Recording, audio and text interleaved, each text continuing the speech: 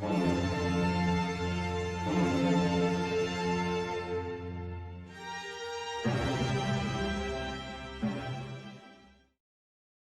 everybody, welcome back to Video Game Esoteric and our continuing series. It's PlayStation 1, except it's not. And today we're taking a look at NBA Jam Extreme, the 3D version of NBA Jam, running on the Capcom ZN-1 arcade board, which was a PlayStation 1 with more horsepower and a Q sound chip. Before we get too far involved though, do me a huge favor, go down below, hit like, subscribe, it definitely helps us out. I will say right off the top, there's a big bug in this game, and that is the fact that if you select the Utah Jazz, John Stockton is not the default first player option. That is a big miss, because I'm going to say it again. John Stockton is the greatest to ever play the game.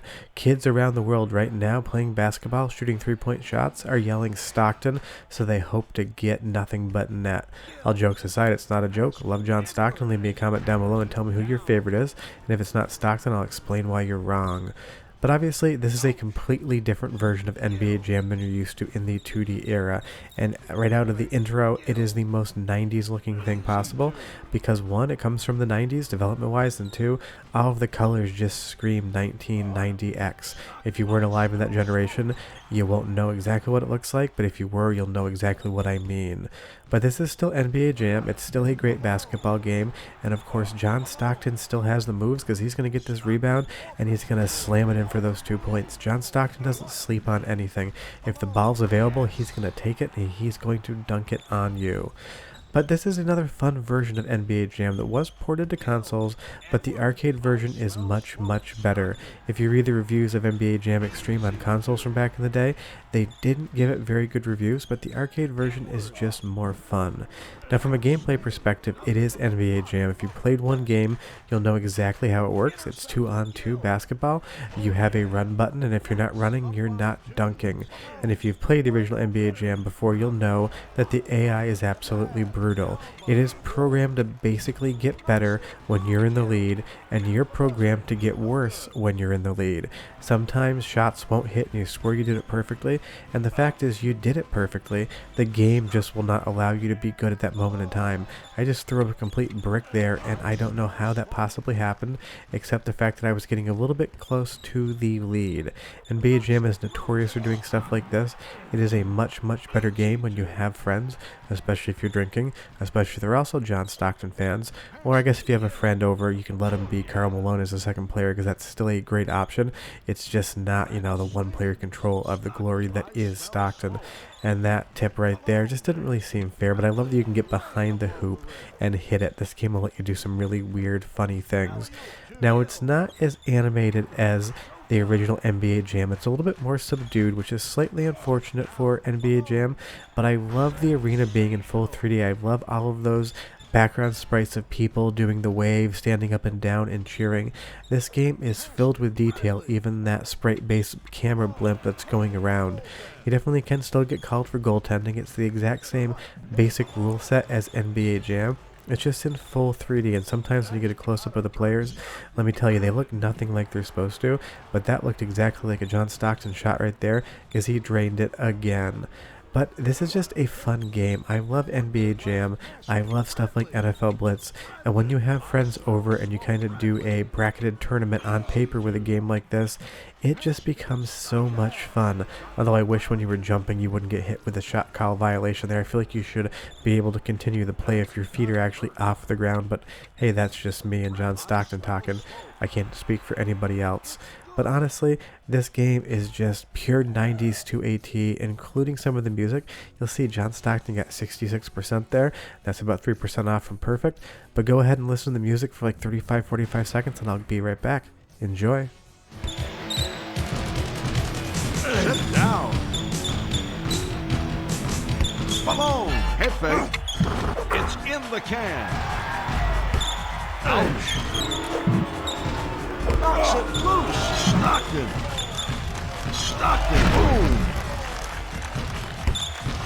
That's gotta hurt. Pass to Bradley. Showtime.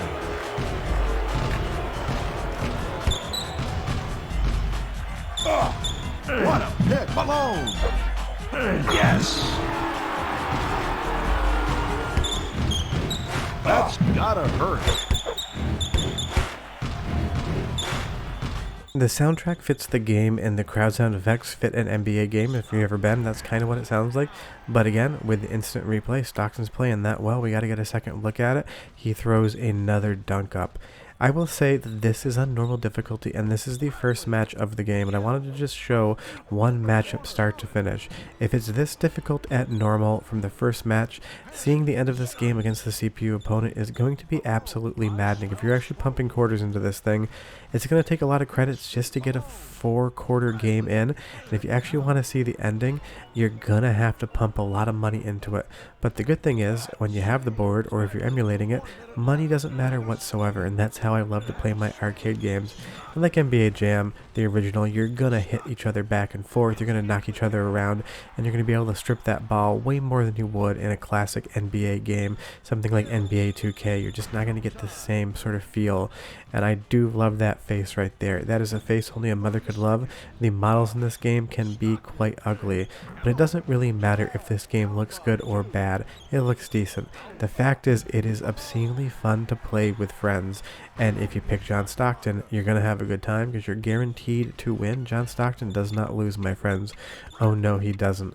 And I hope you guys enjoy the Stockton jokes. I really like making them. That's one of the reasons this is on the playlist right now. But you'll see here we have another quarter coming up, and the CPU can change characters. So can you in between quarters. If you want to pick somebody else, you're more than welcome to.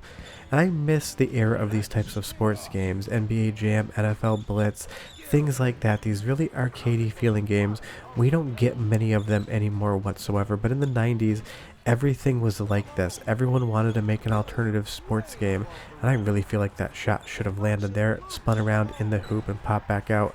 And every time you're not doing well in this game, you stop and think to yourself, is the computer code messing with me? Because there was just recently, maybe in the last year or so, a decompilation of the NBA Jam original game in arcades code, and you could see the code right in there in the lines of the actual build saying how it would change the variables to make it so the CPU was stronger and you were weaker.